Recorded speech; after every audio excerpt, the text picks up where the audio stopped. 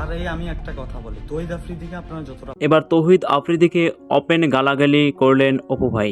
সম্প্রতি তৌহিদ আফ্রিদির বাসা বাড়ি এবং টিভি চ্যানেলগুলোকে ভেঙে চুরমার করে দেওয়া হয়েছে। আর ঠিক এমন একটি পরিস্থিতিতে তৌহিদ আফ্রিদি লাইভে এসে ক্ষমা চেয়ে অনলাইন থেকে চিরবিদায় নিলেন। তবে আফ্রিদি এমন পতন দেখে খুশি হয়েছেন আলোচিত টিকটকার অপু ভাই।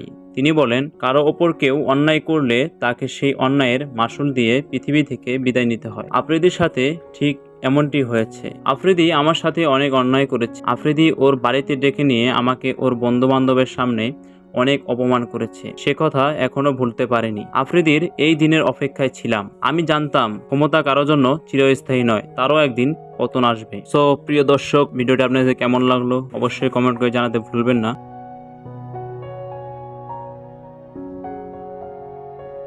আর আপনি যদি আমার এই চ্যানেলে নতুন হয়ে থাকেন অবশ্যই চ্যানেলটি সাবস্ক্রাইব করে যাবেন এবং পাশে থাকা বেল আইকন